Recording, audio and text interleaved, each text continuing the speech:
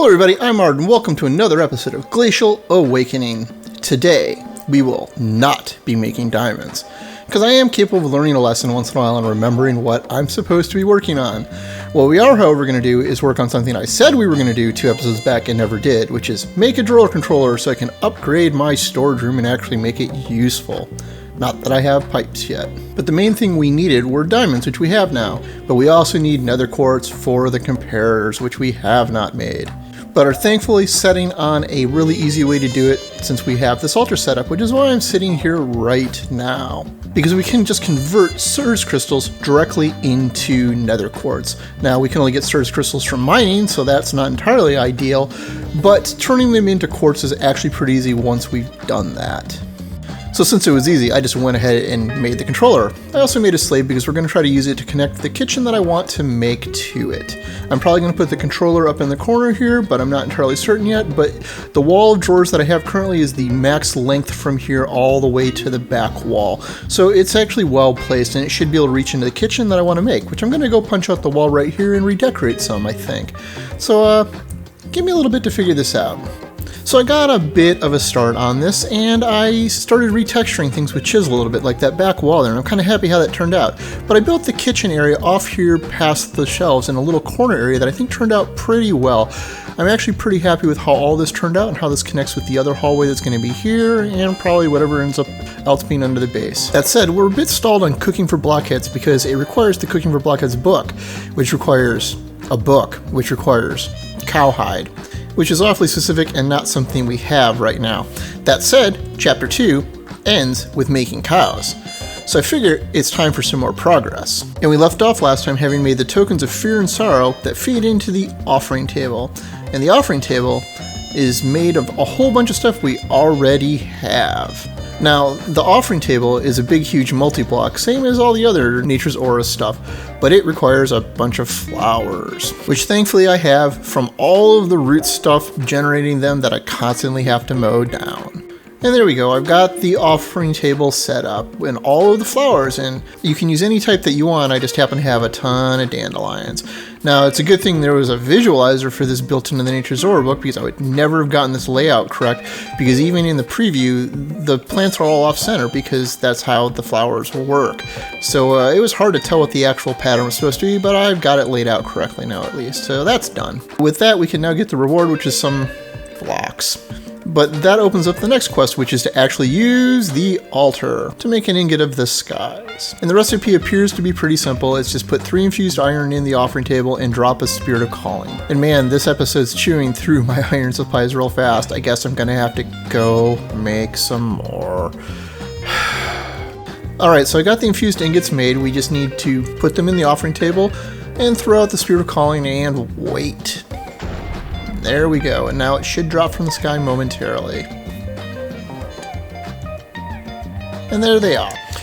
But this lets us turn in the reward for this, which gets us more Forbidden Arcanus blocks. I really hope these have a use and aren't just decorative. But that brings us to the step where we can make cows, which looks like we need to go look stuff up in JAI.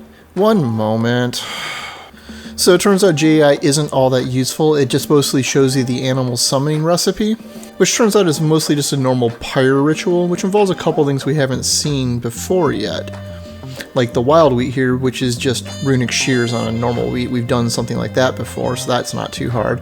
We also need the Moonglow leaf, which is new, which is another pyre crafting recipe.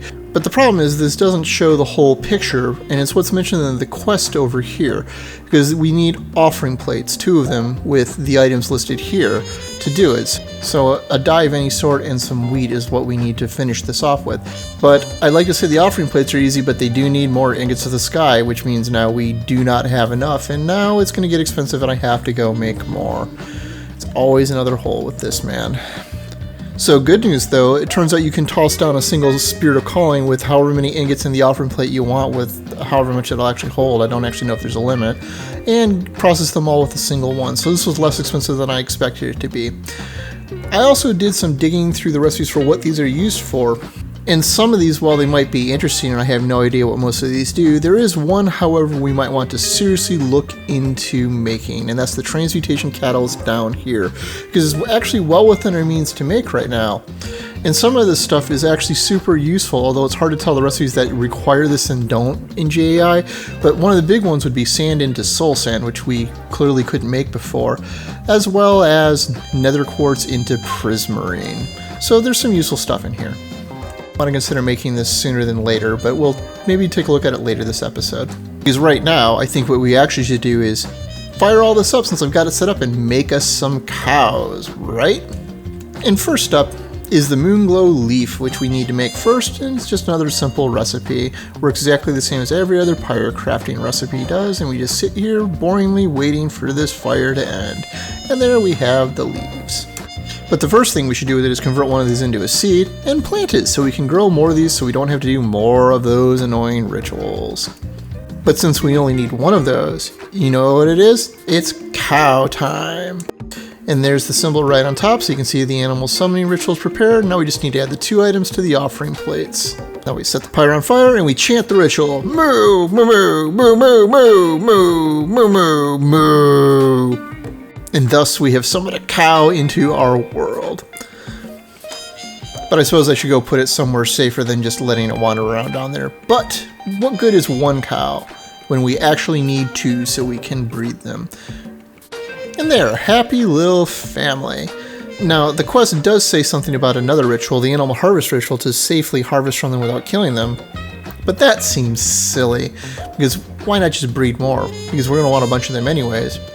And on top of that, we're going to need to kill some of them for beef regardless. So, I think I'm just going to wait for these to grow up, and we will move on from there for now and come back. Because I decided that we should go work on the Transmutation catalyst, and one of the things that we needed was skystone for it to make one of the components.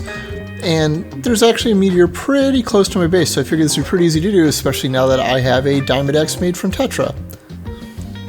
But I gotta be clear, I really don't like Tetra the more I dig into it, because one of the things it doesn't tell you about is what the components do, and they can have attributes like Tinker's Construct, and in this case the Diamond Pick has Arrested, which means it doesn't level up, and that's just kind of just garbage.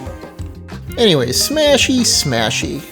And now we've got a whole bunch. Thankfully this can be excavated, but wait, I don't actually see the chest for this. Now I'm wondering if they actually changed the JEI recipe for the applied energistics stuff. Nope, wait, I'm just blind. It was just higher than I was expecting. It's just right there above me. Oh hey, and we got 3 of the 4 presses, so that's good. Now watch the last one take another 8 meteorites to find. Now we just need to convert the skystone, and we will be ready to make the transmutation catalyst.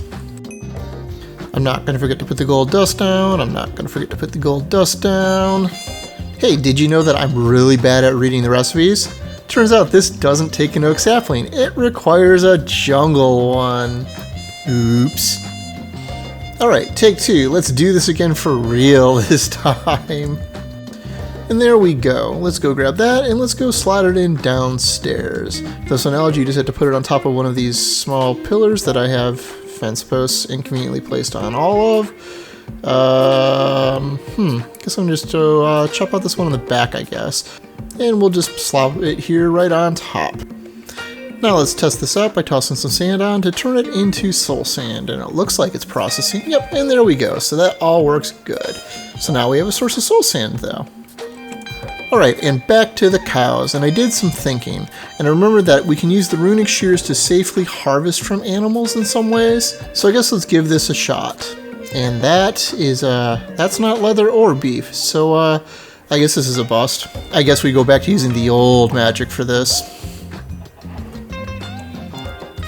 Doesn't look like I got a cowhide out of that though. That seems a little bit foreboding, just normal leather. Nope, I'm an idiot. I think I got pulled by the gravity well in the chicken coop. It was over here in the corner behind the cows. So, that's a problem solved at least. But that means we can now check off these 2 quests and finish off Chapter 2 and move on to Chapter 3 next time, which is the beginning of Astral Sorcery and Magneticraft, which I've never done that one before, so this could be interesting.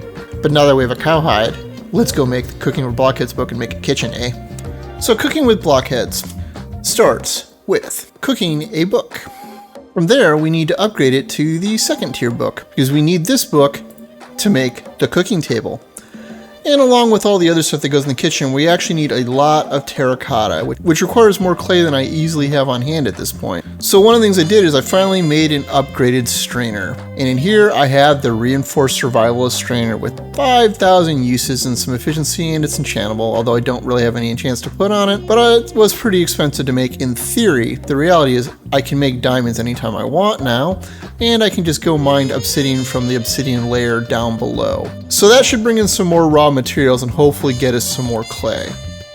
And hopefully I can go get some more dirt and go get some more worms and go fishing for some more books that are actually useful and maybe actually enchant one of those. But for now, we should have enough to get started. Alright, so I ran into a bit of an interesting problem with this for something that I hadn't considered. Because when making the oven, you need black stained glass specifically, which requires ink sacs, which requires squid, which requires non-frozen water. Below Y62. My base is way up there, that is not Y62. And all of the lakes around here are all above it, which is really just kind of depressing. So instead what I had to do was dig a little artificial hole here and toss some water in, and I don't know, we'll just pray some squid spawn in there. But we're just not going to worry about the stove for now until I get some squid, and we'll just move on. Now back here in the corner I have a storage drawers controller slave, because you can connect storage drawers to the Cooking with Blockheads multi-block structure. All of the examples I've seen said you connect it to the controller though. I suspect it should work as well with the slave, and I have a bunch of trim hiding under the floor here. I actually had to bury it down a level deeper and inside that center block there, because it doesn't actually work very well with the chisel tiles, because if you put it in with the inlaid ones like right here on the edges, they become just boxes because they don't actually join because they aren't the actual proper chisel blocks. They also don't work well with the jelly bean on the bottom rows here. It comes out as a completely different texture and looks really, really awful. So I ended up having to bury it. But let's see if it works. Alright, and moment of truth. Let's try using the table. I do have some foods in some drawers over there. We'll see if they pop up. And it looks like we're good to go. All of the basic recipes are in here, including the cutter, which I can't find in JAI, and yet it claims it's just 2 flint in here. But to be clear, the cutter is one of the reasons why I want to set this up, because it's part of a food pack I've never used before. There's a mod called Vanilla Food Pantry in here that has a whole bunch of different variations. It's like an alternate version of Pam's Harvest Craft that I've never used before and has a whole bunch of different new stuff. So we'll be cooking up some weird stuff this time maybe. Or maybe not, I don't know, we'll see how bored I get. But this at least lets us get down this road and do it a lot more easily this time.